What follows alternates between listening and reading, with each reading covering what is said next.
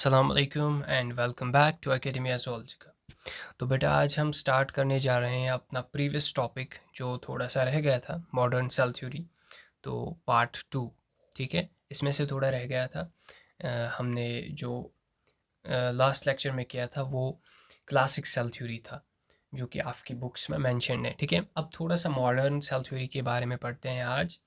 और I want you to subscribe the channel if you are watching as a new member and share it more and more so that हमारा जो material है, हमारे जो ये topics हैं, ठीक है, it reach the decide students. ठीक है बेटा, डिजर्विंग स्टूडेंट्स। ठीक है बेटा, तो अब स्टार्ट करते हैं हम अपना प्रीवियस टॉपिक जो थोड़ा सा रह गया था, that is modern cell theory. Without wasting any time let's go. हाँ, अभी इश्क के इम्तहान और भी है। यस, बस ध्यान में रखो, कहीं कभी इसकी भी जो है हम डिटेल में देखेंगे ये इसका मतलब क्या है। ठीक है, now let's focus on the topic. तो हमारा जो आज का टॉपिक है ये मॉडर्न सेल थ्योरी है। ठीक है बेटा, मॉडर्न सेल थ्योरी का लास्ट पार्ट जो कि थोड़ा सा रह गया था। कुछ पॉइंट्स हैं इसमें बेटा जो मैं आपको बताना भूल गया था। One of the points is that may be आप में से कोई जानता हो या नहीं भी जानता हो, कोई बात नहीं। तो ये जो थ्योरी होती है ना बेटा, थ्योरी हम किसे कहते हैं? सॉरी, ये जो थ्योरी है, थ्योरी हम किसे कहते हैं? अगर आपको एक्स्ट्रा नॉलेज चाहिए तो एक्स्ट्रा नॉलेज तो नहीं है ये तो कॉमन सेंस वाली बात है। हम थ्योरी पढ़ रहे हैं तो हमें पता होनी चाहिए थ्योरी क्या है। ठीक है, थ्योरी जो है ना बेटा, ये एक वेल टेस्टेड एक्सप्लेनेशन होती है। वेल टेस्टेड एक्सप्लेन, यहाँ हम क्या कहते हैं, वेल टेस्टेड एक्सप्लेनेशन होती है। ठीक है, या वेल सब्सटेंशिएटेड एक्सप्लेनेशन होती है। ठीक है बेटा, वेल टेस्टेड और वेल सब्सटेंशिएटेड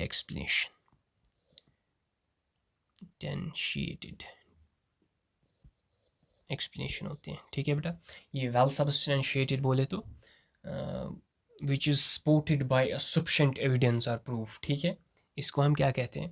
थ्योरी कहते हैं। ठीक है बेटा, तो हम मॉडर्न सेल थ्योरी की बात कर रहे हैं इस वक्त।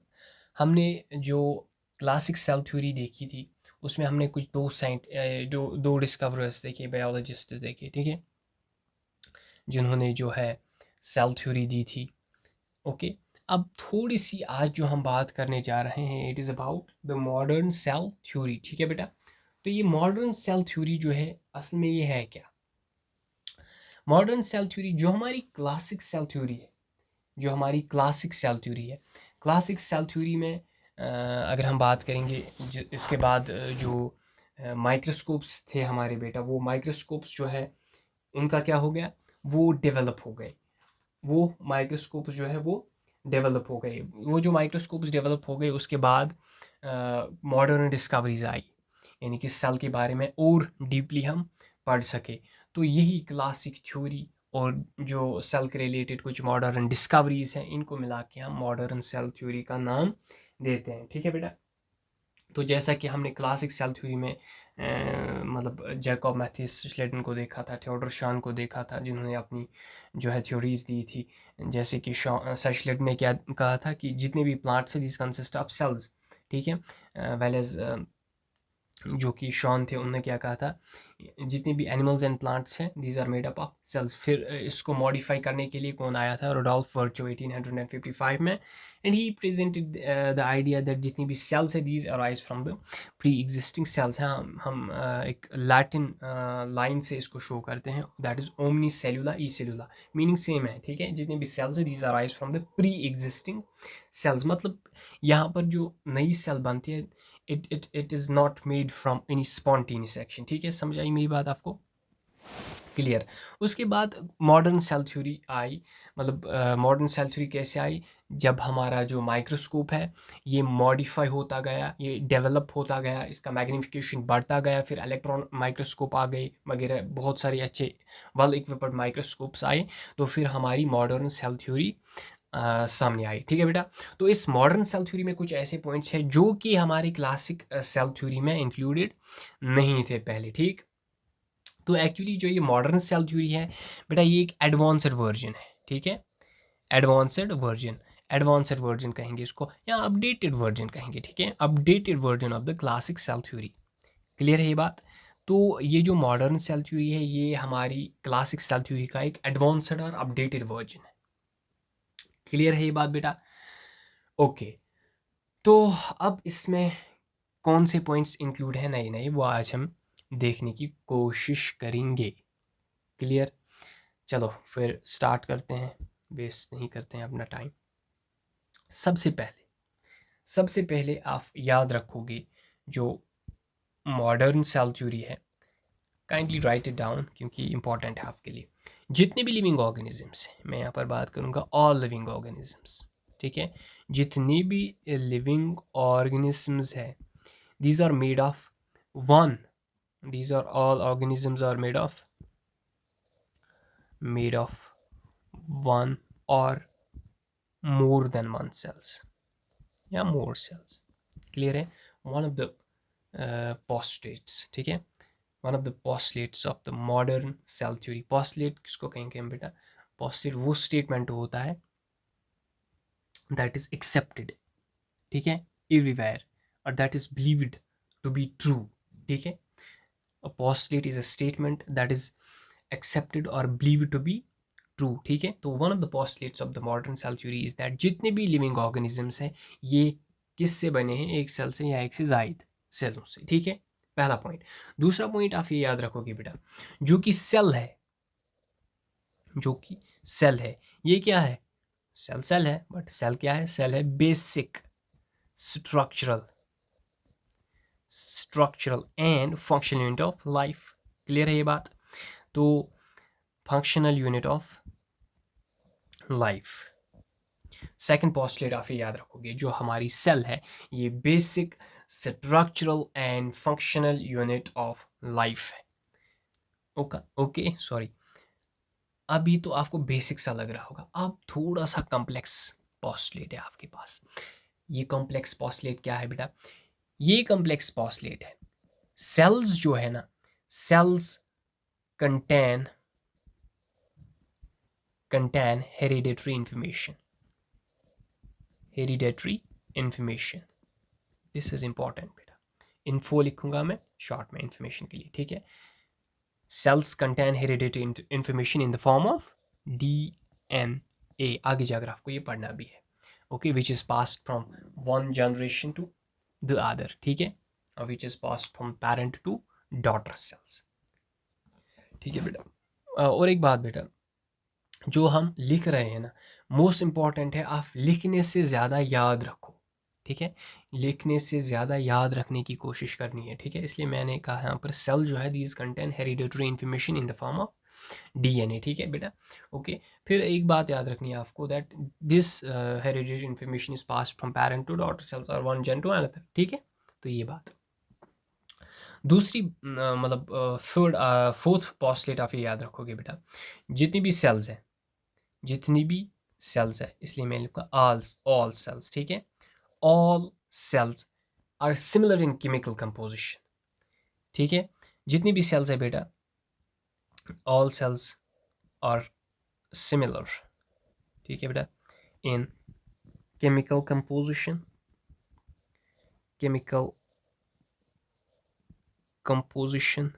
एंड metabolic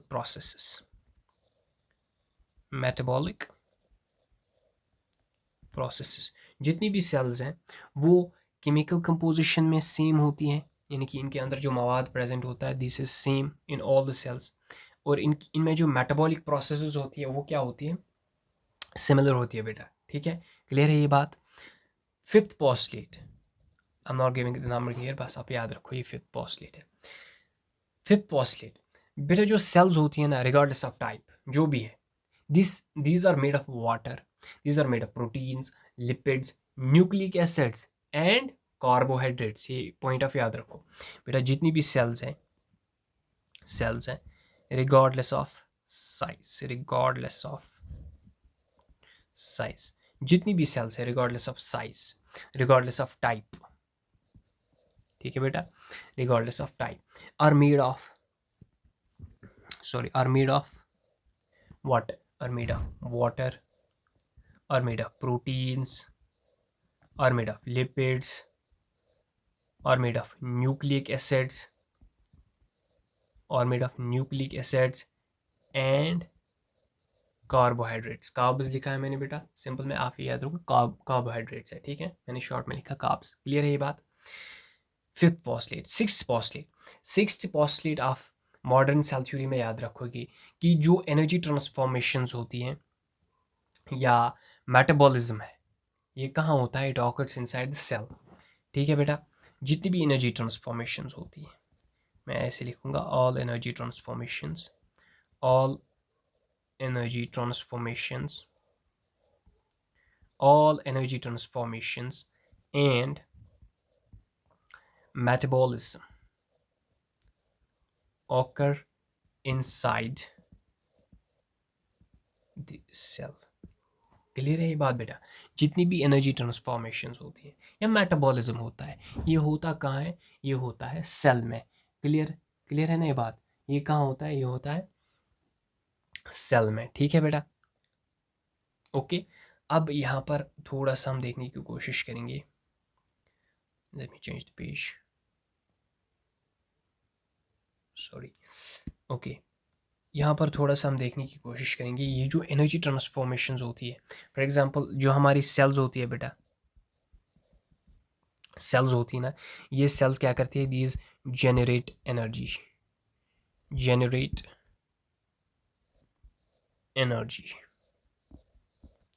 और हाँ, सबसे इम्पॉर्टेंट और सबसे बदनाम पार्ट जो आपकी सेल का है, दैट इज़ माइटोकॉन्ड्रिया। इसलिए मैं आपको बताना चाहूँगा कि ये जो जनरेशन ऑफ एनर्जी है ना सेल्स में, ये किस प्रोसेस की वजह से होती है? Through the process like cellular respiration. ठीक है, सेल्यूलर रेस्पिरेशन। ठीक है बेटा, सेल्यूलर रेस्पिरेशन, ठीक, cellular respiration.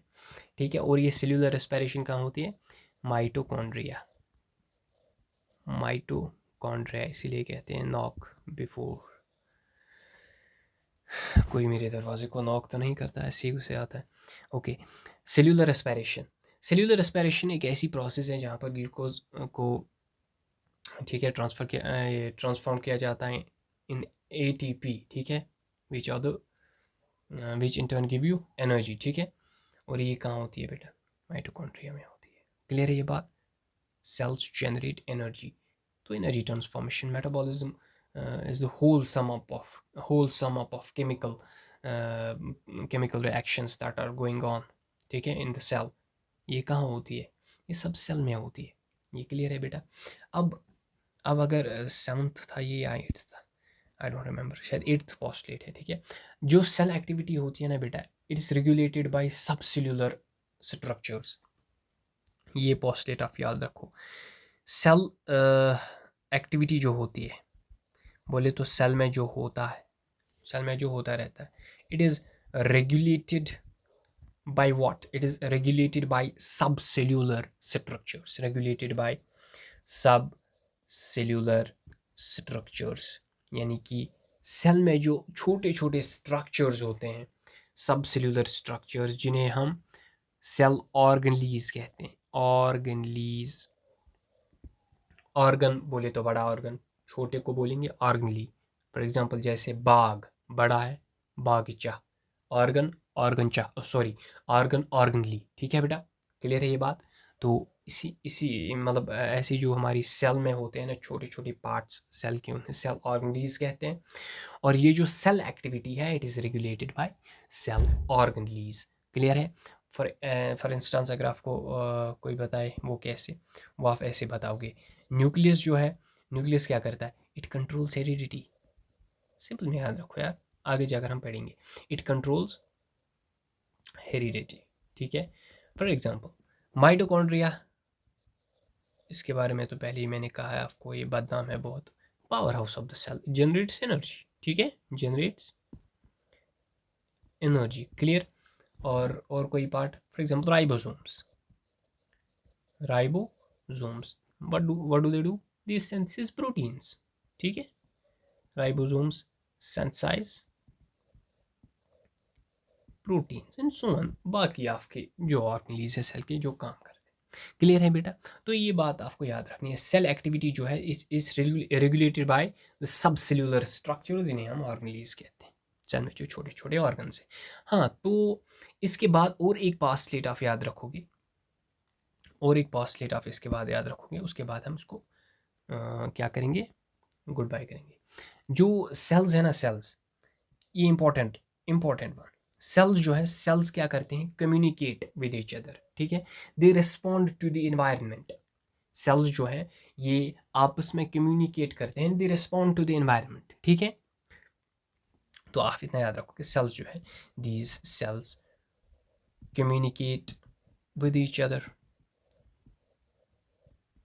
these cells communicate with each other, ठीक है, and they respond to the environment, and they respond to the environment, clear. ये जो सेल्स है ये आपस में कम्युनिकेट करती है, ये इन्वायरमेंट को रिस्पॉन्ड देती है। अब ये कम्युनिकेट कैसे करती है, हमारी तरह तो नहीं करेंगे, इनके पास तो मुंह नहीं है, ठीक है। हाँ, these communicate, these respond to the environment using chemical signals। मैं ये पेन यूज करता हूँ, using chemical signals. Chemical signals को यूज करके ये आपस में कम्युनिकेट करती है। केमिकल सिग्नल्स को यूज करके these respond to the environment. ये केमिकल सिग्नल्स अब क्या है, these chemical signals are in the form of hormones, ठीक है बेटा। हॉर्मोन्स, हमारी बॉडी में कुछ केमिकल्स होते हैं, ठीक है। और कौन से, न्यूरोट्रांसमीटर्स, ट्रांसमीटर्स आगे जाकर इंशाल्लाह इसके बारे में भी डिस्कस करेंगे, ठीक है। हार्मोन्स और जो न्यूरो ट्रांसमीटर्स है ना,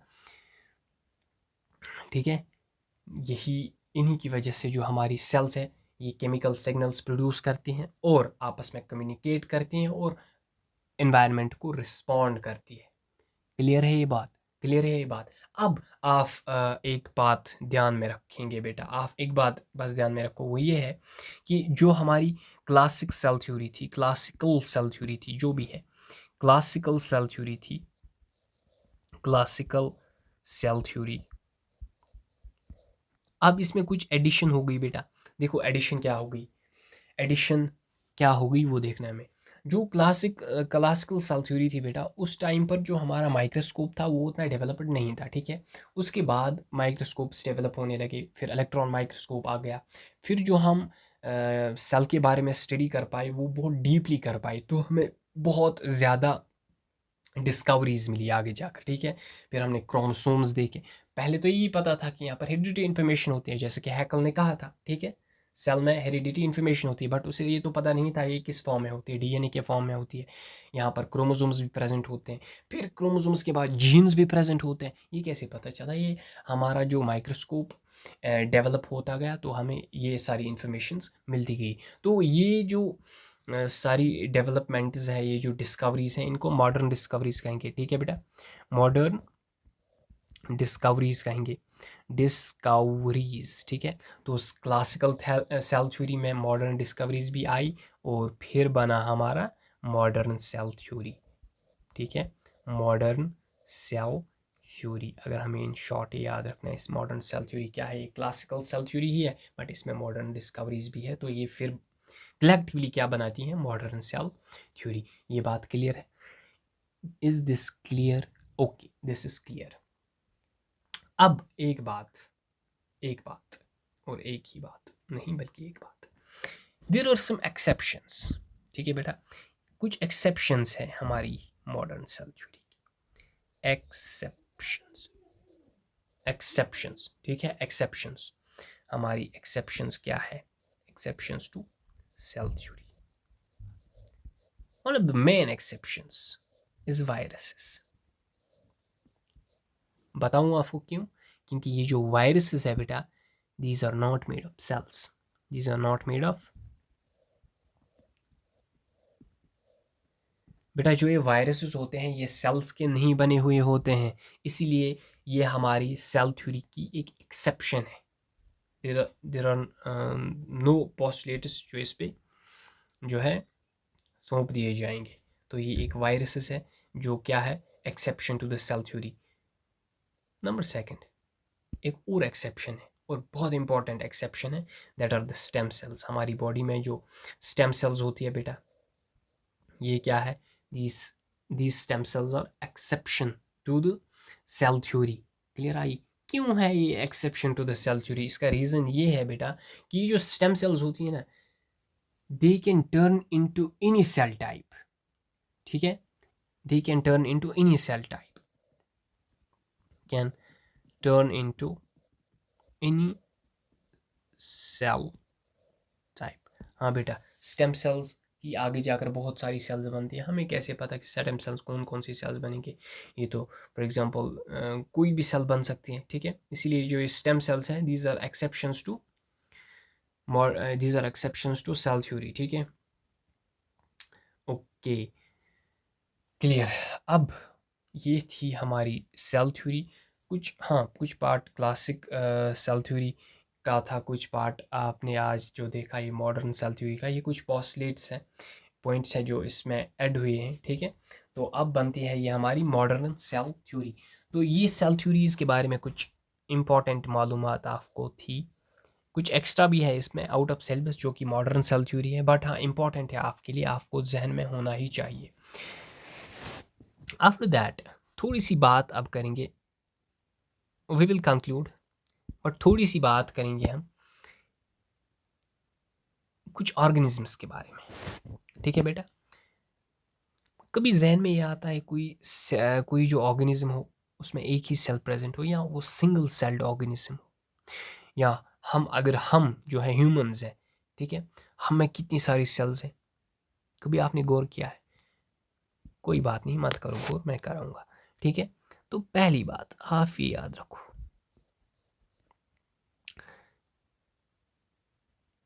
इफ वी कैटेगराइज या क्लासिफाई करेंगे हम on the basis of number, on the basis of NO dot means number.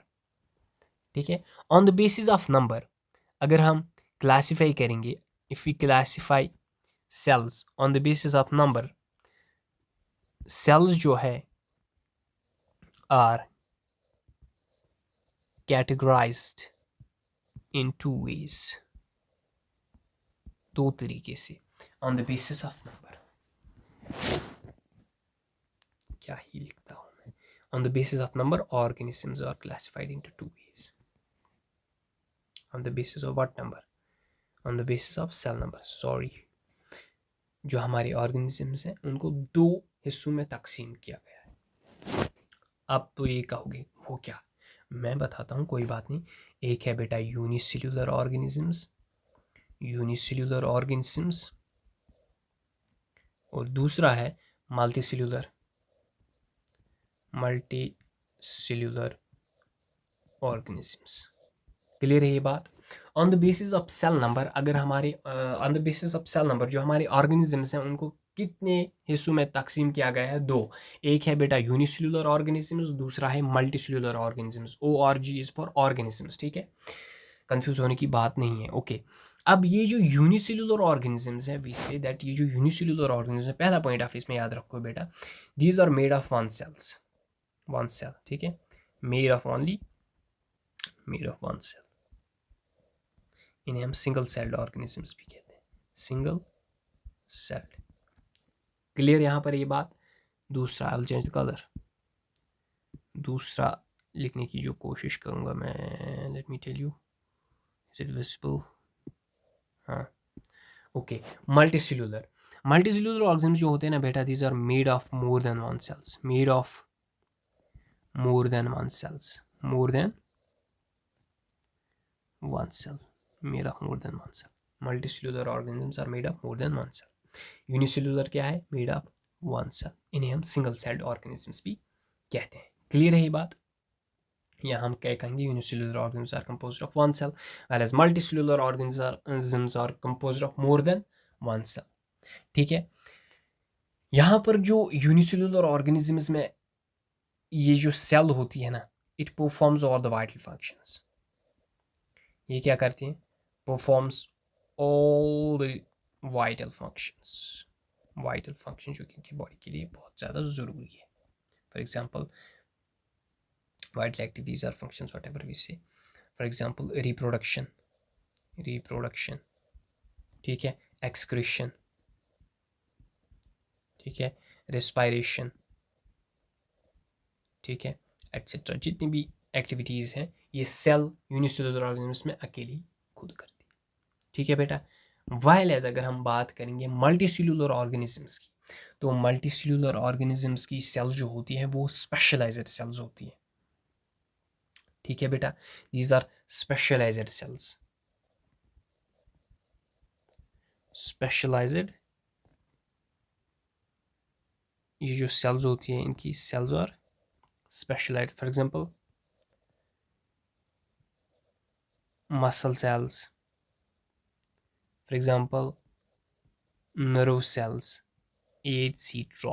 Okay, clear है। यूनिसेलुलर की अगर हम बात करेंगे बेटा, these are mostly microscopic, these are mostly microscopic.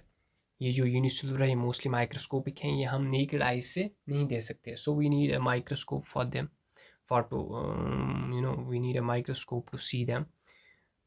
Okay, फिर बात करते हैं मल्टीसेलुलर ऑर्गेनिजम्स की। ऑन द अदर हैंड, ये जो मल्टीसेलुलर ऑर्गेनिजम्स होते हैं, सॉरी, ये जो मल्टीसेलुलर ऑर्गेनिजम्स होते हैं बेटा, they show cellular organisation, they show cellular organisation. For example, for instance मैं आपको बताऊं, let me change the colour. Cells, जब बेटा बहुत सारी सिमिलर सेल्स जुड़ती है ना, ये क्या बनाती है, टिश्यूज। देन कम्स ऑर्गन्स, ये बहुत सारे ऑर्गन जुड़ते हैं, क्या बनाते हैं, ऑर्गन सिस्टम्स या simply systems, organ system. Ultimately एक ऑर्गेनिज्म बनता है, इसी को कहते हैं सेलुलर ऑर्गेनाइजेशन, ठीक है बेटा। आ गई बात ये समझ, सेल्स से टिश्यूज, टिश्यूज से ऑर्गन्स, ऑर्गन से ऑर्गन सिस्टम, अल्टीमेटली एक ऑर्गेनिज्म, इसको कहते हैं हम सेलुलर ऑर्गेनाइजेशन। क्लियर है बेटा। तो ये जो मल्टी सेलुलर ऑर्गेनिज्म होते हैं they show cellular organisation. Okay, एक और पॉइंट ऐड करेंगे यूनिसेलुलर ऑर्गेनिज्म में भी। आपको एक क्वेश्चन आई, क्वेश्चन कौन सा क्वेश्चन आई, comparison between unicellular and multicellular organism. तो आप कंपेयर करोगे और कुछ ऐसे पॉइंट्स लिखोगे, ठीक है, कुछ ऐसे पॉइंट्स लिखोगे। ये जो यूनिसेलुलर ऑर्गेनिजम्स होते हैं ना बेटा, which are single celled organism, ये जो रिप्रोडक्शन करते हैं they do it mostly asexually, ठीक है, मोस्टली नहीं but they do it reproduce asexually, means यहाँ पर सिंगल इंडिविजुअल इन्वॉल्व होता है for the purpose of extension of species, ठीक है। फॉर एग्जांपल एक टाइप ऑफ रिप्रोडक्शन है binary fission, they do show, ठीक है, बाइनरी फिशन। क्लियर है बेटा। वेल एज जो हमारा ये वाला पार्ट है, जो हमारे मल्टी सेलुलर ऑर्गेनिजम्स हैं, ये कौन सी रिप्रोडक्शन करते हैं, सॉरी, पहली बात, ये अगर मोस्टली माइक्रोस्कोपिक है, और ये मोस्टली अगर माइक्रोस्कोपिक है, मल्टी सेलुलर क्या है, ये लार्जर साइज में ग्रो करते हैं, ठीक है, they grow larger in size, larger in size. तो मैं 2 पॉइंट आगे गया इसमें, इसमें और एक पॉइंट ऐड करेंगे, जैसे कि रिप्रोडक्शन वाला पॉइंट हमने वहाँ ऐड किया था, ठीक है। यह जो क्या कहते हैं इनको, यार क्या कहते हैं इनको, मल्टीसेलुलर, ये एसेक्सुअली भी करते हैं और सेक्सुअली भी करते हैं, क्या, रिप्रोडक्शन, रिप्रोड्यूस करते हैं एसेक्सुअली भी और सेक्सुअली भी। अगर आपको कोई एग्जांपल बोले यूनिसेलुलर ऑर्गेनिज्म की, क्या कहोगे आप? ओके, तो one of the examples of unicellular organisms is bacteria. Bacteria क्या है, यूनिसेलुलर, अमीबा, ठीक है बेटा, amoeba, what is it, it's a unicellular organism, ठीक है। पैरामीशियम, चपली खोरा हुई यहाँ से, पैरामीशियम, ठीक है, paramecium is unicellular organism. Euglena, Euglena, ठीक है, और बहुत सारे, अब कितनों के नाम याद रखें। अब अगर आप एग्जाम्पल देखोगे मल्टीसेलुलर में तो क्या कहोगे, प्लांट्स मल्टीसेलुलर है, for example mango tree, for example Apple tree, for example बहुत सारे trees. Animals, for example humans, ठीक है। हाँ बेटा, डॉग्स, ये जो ह्यूमंस होते हैं ना, ये भी एनिमल्स होते हैं, बट इन्हें हम सोशल एनिमल्स कहते हैं, ये याद रखो। Social animals, humans are called the social animals. आगे जाकर आपको कभी भी पता चल सकता है क्यों, या खुद भी जानने की कोशिश करो।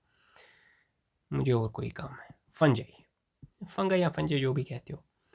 फॉर एग्जाम्पल कौन कौन सा फंजे? मशरूम, मशरूम, हैंड राइटिंग के लिए माफ़ी चाहता हूँ। मशरूम, ठीक है। ब्रेड मोल्ड, ब्रेड मोल्ड भी एक फंज है, अगर आपने देखा होगा। ब्रेड पे जो वाइट वाइट सा होता है ना, उसको ब्रेड मोल्ड कहते हैं। ये मल्टीसेल्यूलर होता है।